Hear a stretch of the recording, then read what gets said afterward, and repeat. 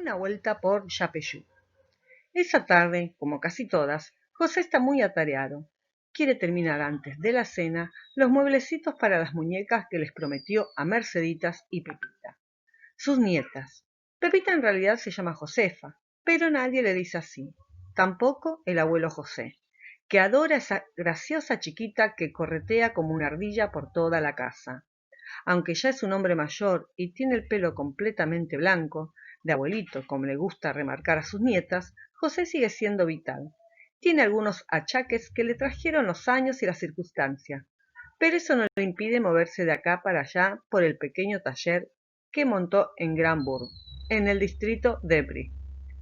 Su austera casa de campo, a unos kilómetros de la sofisticada París, es su lugar en el mundo, porque allí está su tesoro, lo que más quiere, su familia. Hay dos cosas al respecto que es necesario aclarar. La primera es que a él jamás le interesaron ni los lujos ni las fiestas de la ciudad Luz. La segunda es que su salud nunca fue buena. Desde muy joven padeció asma y otras dolencias, pero eso no le impidió ser siempre un hombre enérgico, librar innumerables batallas, cruzar nada menos que la cordillera de los Andes, la segunda más alta del mundo, y transformarse en uno de los libertadores de América. Claro que eso pasó hace años, cuando él era el general José de San Martín. Ahora es orgullosamente el abuelo de Merceditas y Pepita. José se apura a cortar, encolar y lijar las maderas con la habilidad de un carpintero, porque sabe que en cualquier momento esas dos niñas que se suben a sus rodillas lo abrazan y le enroscan los bigotes con sus deditos. Sabiendo que es capaz de cualquier cosa por ellas, van a irrumpir reclamando lo que les prometió. El abuelo José siempre cumple sus promesas, le dijo hace unos días Merceditas a su hermana menor. Es verdad, la niña no se equivoca. Él fue siempre un hombre de palabra y ahora se ríe cuando se da cuenta de lo que está pensando. Es un abuelo de palabra, de muchas palabras, porque a las dos pequeñas les encanta que el abuelo José les cuente historias, cosas de su vida, del lugar donde nació, de las muchas personas que conoció, de sus hazañas y de las innumerables anécdotas y leyendas que fue reuniendo en su tránsito por 3 continentes.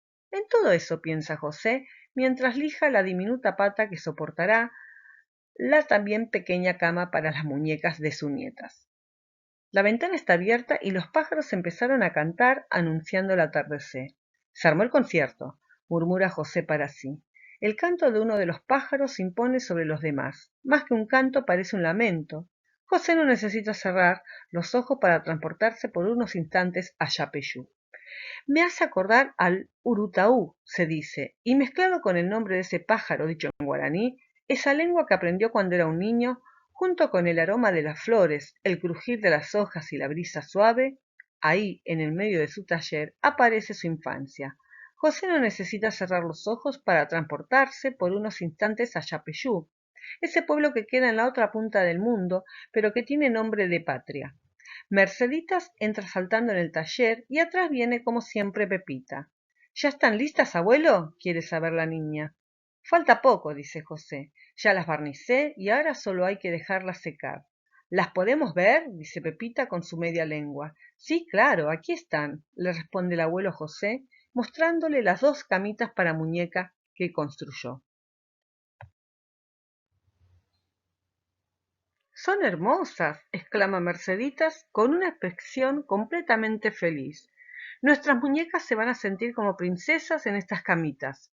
Seguramente. Justo en ese momento, el Urutuau lanza otro de sus lamentos y el abuelo José ve la oportunidad de distraer a sus pequeñas nietas que ya no pueden aguantar las ganas que tienen de jugar con las camitas. ¿Escuchan el canto de ese pájaro que parece llorar?, pregunta. Merceditas y Pepita abren bien grande los ojos y los oídos. La niña mayor se pone de pronto muy seria, frunce la cara y se concentra para escuchar mejor. Pero la pequeña no espera y responde enseguida. Sí, lo escucho. ¿Por qué llora el pajarito? En mi tierra lo llaman Urutaú, y según cuentan los guaraníes, es en realidad una doncella que se transformó en pájaro. ¿En serio?, se asombra Merceditas. Por favor, abuelo, contanos, ¿quiénes son los guaraníes? ¿Por qué la doncella se hizo pájaro? Mercedita se trepa a una silla y se sienta muy erguida junto a su abuelo, preparada para escuchar el relato. ¿A vos también te interesa Pepita?, quiere saber José. Mucho, abuelito, pero mucho, mucho, mucho, responde la niña estirando los brazos para que su abuelo lo asiente en su regazo. Esta historia que voy a contarles me la contó Rosa Guarú, la niñera que me crió en Yapeyú, el lugar donde nací. En guaraní, Yapeyú quiere decir fruto maduro. Mercedita se ríe. Ya-pe-yu. Ya-pe-yu. Repite alargando las letras e imitando un poco el canto del pájaro. A Pepita le encantan las payasadas de su hermana.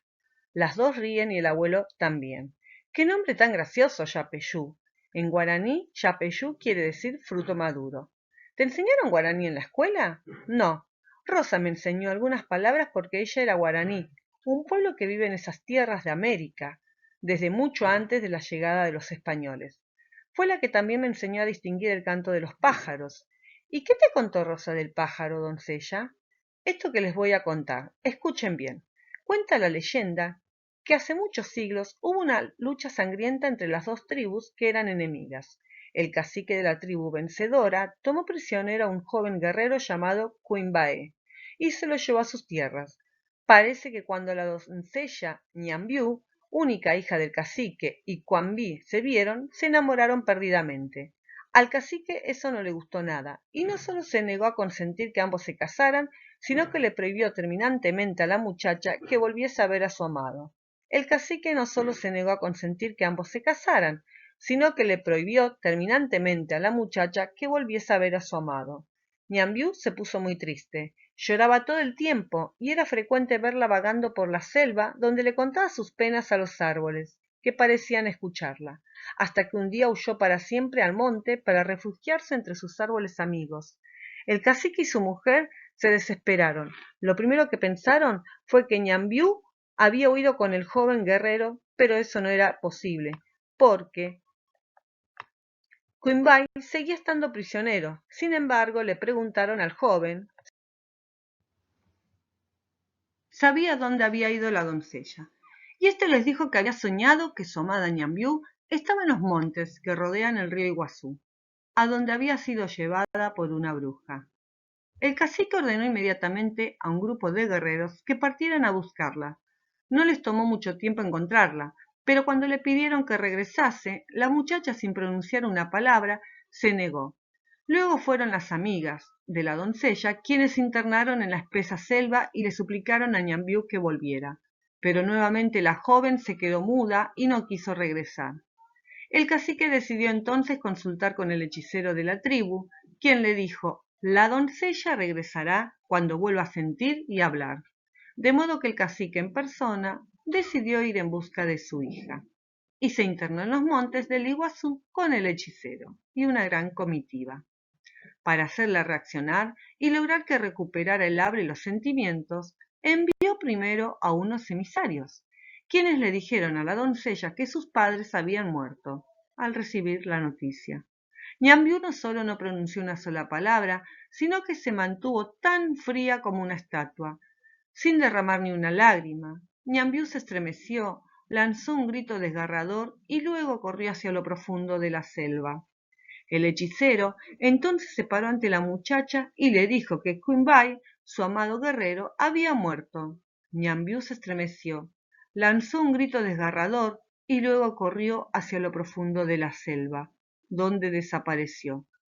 Minuto más tarde de que la doncella huyera, el cacique y su comitiva escucharon el triste canto de un pájaro desconocido que vagaba entre los árboles. Ñambiú se había transformado en el urutaú, o ave fantasma, que según cuenta la leyenda, llora todas las noches con un lamento tan desolador y fuerte que se oye a media legua de distancia. ¿Y no volvieron a ver a la doncella, abuelo?, quiere saber Merceditas, que se mantuvo en completo silencio, fascinada con la historia. No, porque dicen que ella se transformó en el urutaú. ¿Podemos ir ahora al jardín a buscar al pájaro doncella?, pregunta Pepita. Se había transformado en el urutaú o ave fantasma. Me temo que va a ser difícil encontrar uno por aquí, responde José, depositando a Pepita en el suelo y levantándose de la robusta silla. El urutuaú vive muy lejos, en el litoral argentino, pero lo que sí puedo hacer es enseñarles a distinguir el canto de los pájaros, como hace tantos años me enseñó Rosita a mí, y jamás olvidé. Pepita de inmediato toma la mano de su abuelo y empieza a tironearlo suavemente en dirección al jardín. Mientras Mercedita, que ya corrió hacia la puerta, exclama: «¡Me encanta, abuelito! ¡Empecemos ya!». La tierra de los gigantes. José parece preocupado. Anda por la gran casona como una sombra, mascullando por lo bajo, sin saber dónde poner sus gastados huesos. Le cuesta concentrarse en sus lecturas. Guayaquil, el perro que le regaló su amigo Bolívar, lo sigue, esperando el momento en que su amo se digne abandonar sus pensamientos para jugar con él como hace siempre. Pero no hay caso. El general está raro. Las noticias que recibió ayer de su querida patria lo dejaron inquieto, y con ese ánimo se durmió y amaneció. Cuando Merceditas entra en la habitación para traerle el desayuno, junto con algunas cartas y los periódicos, pesca al vuelo que algo le está pasando. Ella conoce a su tatita como nadie. Fueron muchos años los que vivieron solos, los dos juntos entre Inglaterra, Bruselas y París. Merceditas tenía apenas 7 años cuando dejó la casa de su abuela Tomasa de Escalada y se embarcó con su padre hacia Europa. José está levantando desde que despuntó el alba. Él es un madrugador empedernido y el encuentro de cada mañana con su hija es siempre uno de sus momentos favoritos del día. También de Merceditas. Desde muy chica a ella le gusta contemplar a su tatita, admirar ese aspecto que sigue teniendo de hombre fuerte, su piel morena como curtida por los vientos y el sol, que ahora contrasta con su pelo blanco. Pero lo que más le gusta es conversar con él. «¿Qué le pasa esta mañana, tatita?», le pregunta mientras le alcanza un té servido en un mate con bombilla de caña. ¿Cómo sabe que a don José le gusta tomarlo? «A mí nada, hija, pero al otro lado del Atlántico sí que está pasando de todo». Todas estas cartas que recibe de sus amigos lo dejan con esa cara y ese humor, dice Merceditas, levantando uno de los sobres que están encima del escritorio. «Es que los enemigos de la patria no le dan tregua a nuestra América.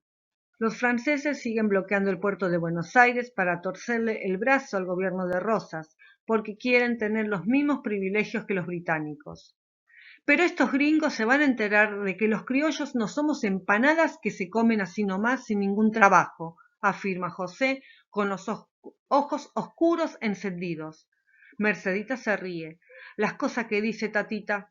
Seguro que nadie piensa que usted o Rosa son empanadas, y si lo fuesen serían unas muy picantes». José la mira con ternura y por un momento su enojo queda en nada. Sin embargo, ni siquiera Merceditas, su chiche como la llamaba cuando era pequeña, va a conseguir distraerlo. Lo que está pasando en su país le preocupa mucho, aunque él sabe que desde siempre hubo quienes quisieron dominarlos, apoderarse del territorio nacional, extraer sus riquezas y explotar a su gente. Primero fueron los soberanos españoles, gente de muy baja calaña, como el rey Fernando VII, que fue capaz de aclamar a Napoleón, que lo destituyó de su trono y de denunciar a sus propios partidarios que estaban luchando para que recuperase su corona. «Digan qué está pensando, no me deje sola», le pide Merceditas. «Los americanos nos sublevamos contra el decadente imperio español, hastiado de 300 años de injusticias, y resulta que ahora algunos de los nuestros se unieron al enemigo para reducirnos a una condición peor de la que sufríamos en tiempo de la dominación extranjera. Hágame el favor. Entiendo que le preocupe, pero estamos muy lejos y usted además ya tiene sus años», lo reta cariñosamente Merceditas. «Llámeme viejo, no importa. Por la libertad de las Provincias Unidas murieron miles de personas.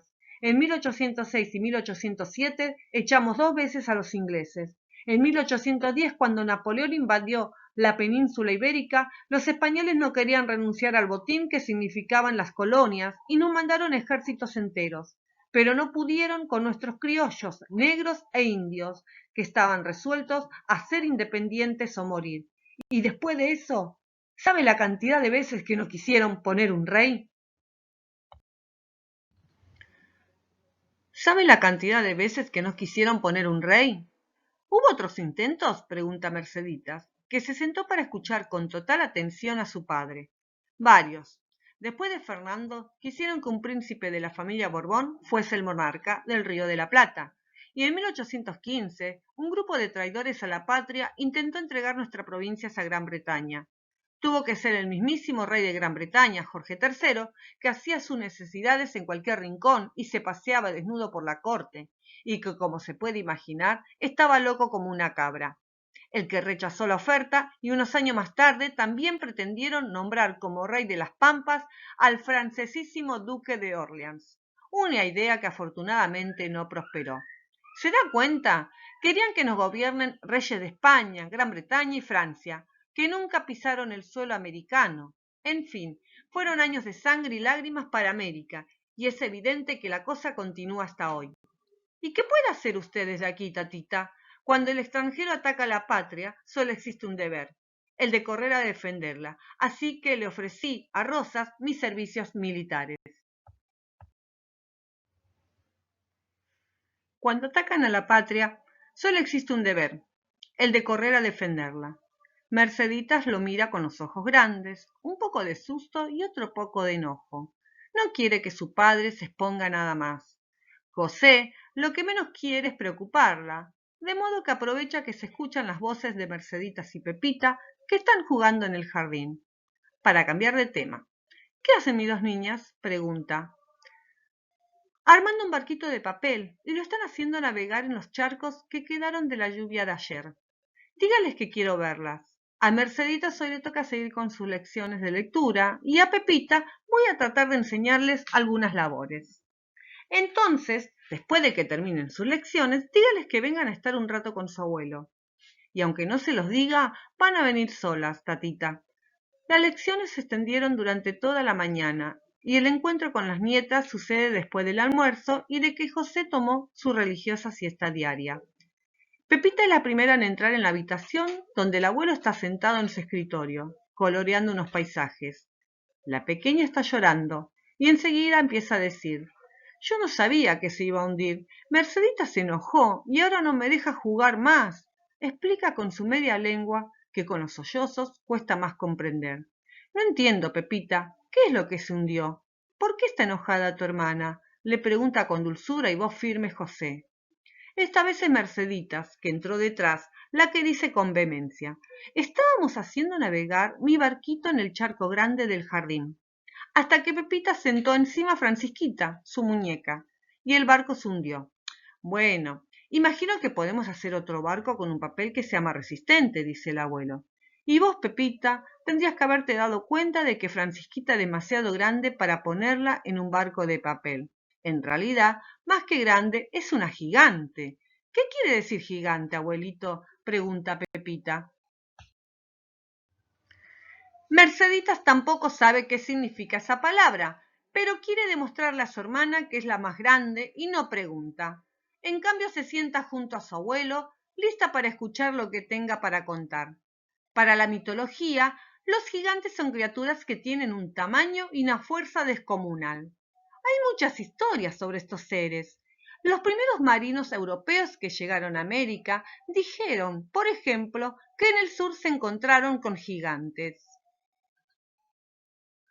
¿Nos podés contar esa historia, abuelito? ¿La sabés? Pide Merceditas y el abuelo le dice que sí. Y ella, para demostrar que ya se le pasó su enojo, como signo de paz, agrega: vení, Pepita, séntate conmigo. José sonríe y empieza a relatar. En el 1500, tal como lo había hecho Colón unos años antes, muchos exploradores navegaban las aguas de América, el nuevo continente, buscando enriquecerse y tomar como esclavos a los indígenas. Querían encontrar el oro y la plata ocultos en alguna parte y conquistar territorios para sus patrones. Uno de estos exploradores se llamaba Hernando de Magallanes y era portugués. Aunque estaba al servicio de la corona española, como lo demás, él también se había hecho a la mar y en 1520 llegó a los verdaderos confines del mundo, al sur de América del Sur. Cuenta que un día, después de 2 meses de recorrer las larguísimas y áridas costas sin ver a ningún ser humano, cuando menos lo esperaban, Magallanes y su gente se encontraron frente a frente con un hombre que era enorme y muy, muy alto. tanto que parece que el español de mayor estatura apenas le llegaba a la cintura. Los expedicionarios, de algún modo, lograron ganarse su confianza, y el gigante los condujo hacia el lugar donde estaban el cacique y otros miembros de su tribu. Grande fue entonces la sorpresa que se llevaron al comprobar que todos los de la tribu eran también altísimos y enormes, unos gigantes. El cacique estaba cubierto con pieles de guanaco, lo que lo hacía parecer todavía más corpulento, aunque lo que más le llamó la atención fue el tamaño de sus pies. Nunca habían visto unos pies tan inmensos. ¿Así de grandes eran?, preguntó Mercedita separando sus dos manos. Lo que más le llamó la atención fue el tamaño de sus pies. Nunca habían visto unos pies tan inmensos. Yo diría que así, responde José separando mucho más las manitos de su nieta. ¿Sigo? Sí, por favor, pide Pepita. Dicen que por el tamaño de sus pies los españoles lo bautizaron Patagones y luego le pusieron Patagonia a toda la región que habitaban.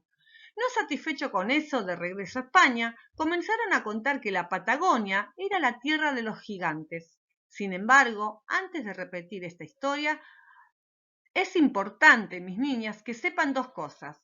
La primera es que en realidad Magallanes y su gente se encontraban con los tehuelches, indios que superaban notablemente en estatura a los españoles, que eran bastante bajos. La segunda es que a Magallanes le encantaban las novelas de caballería, y como justo había leído una que se llamaba El gigante Patagón, les puso a los indígenas patagones, y contó esta historia del modo en que lo hizo.